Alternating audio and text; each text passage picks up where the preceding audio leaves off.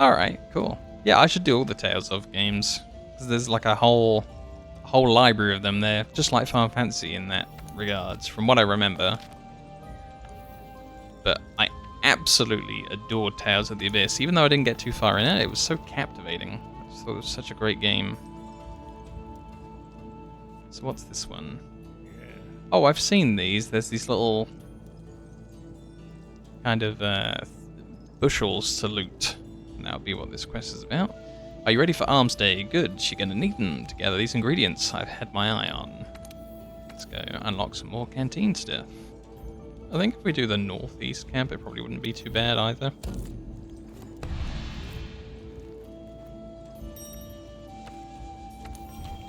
That's awesome. We've got the same taste in JRPGs.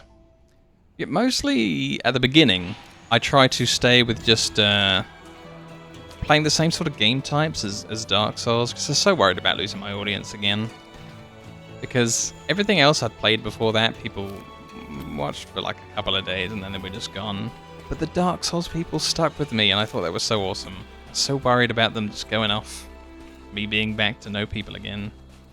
But most of them have confirmed with me now that they're ready to watch me play other games. This is absolutely fine. They're not going anywhere. They're in it because they're enjoying themselves, and not just because I'm playing Dark Souls. So that's been great. It's given me the confidence I need to branch out and maybe play some other stuff. But yeah, if everyone does just leave anyway, I'm definitely going to be doing edited work. Maybe stuff even without the webcam. So I had this idea for like a playthrough of Total War Warhammer, where I'm kind of doing more of a voicing over what's happening in the game without that it just being like a live stream, naming all the units something which you typically don't have to do in the game, and then following the units within the game and what happens with them a lot more closely than just looking at the overall battle.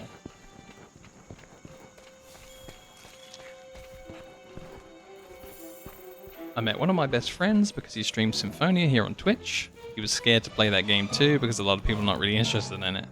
But because he streamed it, he found a lot of the OG Tales lovers. Oh, that's cool. I remember, I think I streamed like a little bit of Dwarf Fortress at one point when I was taking a break from one thing that I was doing back in 2011. And there were a lot of people suddenly joined the channel. It's kind of crazy that everything sort of just blew up. But there was this great big and helpful audience of Dwarf Fortress players, and that game's kind of complex. They had a lot of supporting things to say, or you know, just you'll get used to it, don't give up kind of style of things. That was very nice. Wonderful to see.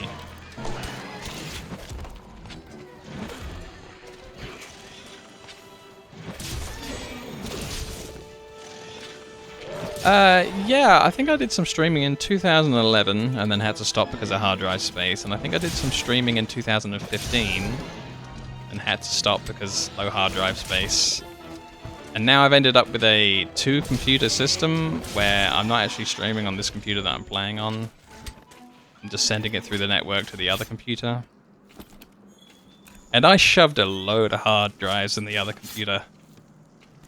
Lots of them, and it was very expensive. But I'm enjoying what I'm doing, so it's fine. I just try not to think about the money.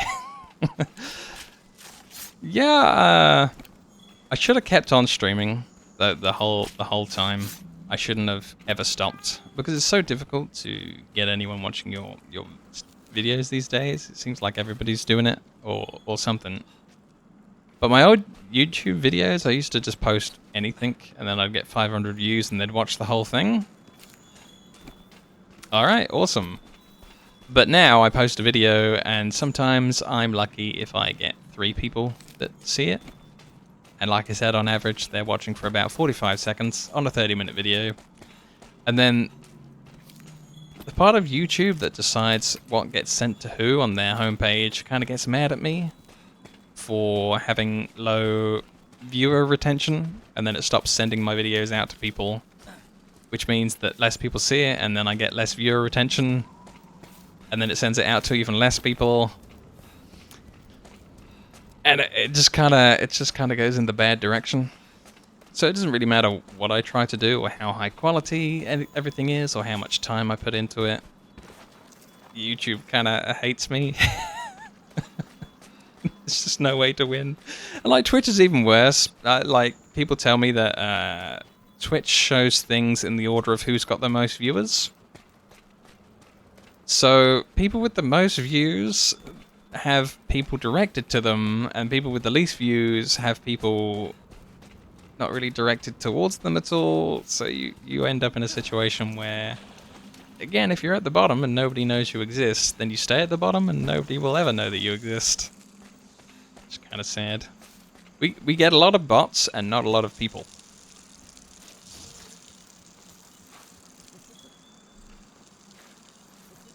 But it's fine. I'm having fun. Even with like just a couple of people, I'm having such a good time. It doesn't even matter. Who needs an audience anyway? I'll just live stream to myself if I have to. Yeah. Also, the only time I really get comments on YouTube, and you know, if videos get comments, they send those videos out more, but the only time I got comments was when I accidentally... I'm uploading hundreds of videos, and I put some Dark Souls 2 videos, and I accidentally titled them as Dark Souls 3 videos. Just an honest mistake, clicked the wrong folder. And then I got comments.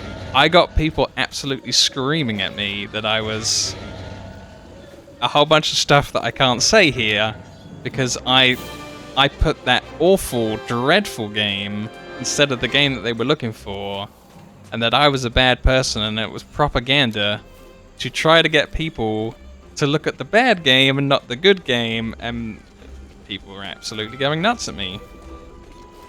And oh, this is the rope lift that I had installed by finishing that quest. Cool. But yeah, people went absolutely crazy. But the thing is, I didn't even get to keep those comments. Even bad publicity is good, or however the expression goes, you know. And yeah, you know, I wanted to keep the comments, but because the video was me accidentally re-uploading, because even though they were the wrong video, the actual Dark Souls 2 of that number, like let's say episode 270 to 280, I'd actually already uploaded those, so I couldn't keep them. So episode 270 to 280 of Dark Souls 3 was what I meant to upload, and episode 270 of Dark Souls 2 had happened like a month previously. Because of course I have to play the games one at a time, I can't play 2 games at once. So I had to delete those, even though they were mislabeled. They were also duplicates at the same time as being mislabeled. So I couldn't even keep my negative comments of people disliking me. I didn't really want them anyway, because, you know, mean comments are mean, but at least YouTube would have recognized that I had some comments on a video. Yeah, I hear this about people.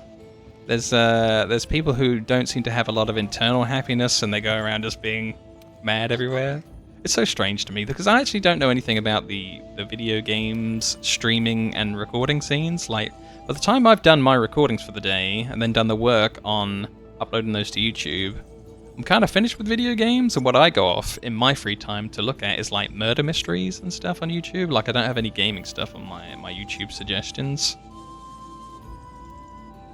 So to me, and to other people, telling them that I don't know anything about streaming, like what other streamers do, what things are happening in the community, it's bizarre to them, because don't you stream for 6 hours a day? Why, yes I do, and then I do nothing to do with gaming after that.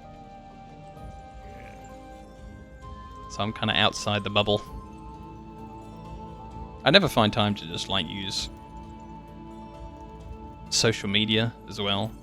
So if people are getting angry on social media about things, I don't really see it, because I'm busy in-game, and then I'm busy watching a murder mystery, and then I'm back off to bed for the next day to then stream, and, you know, start the thing again. I don't really alt tab and look at the news or anything like that.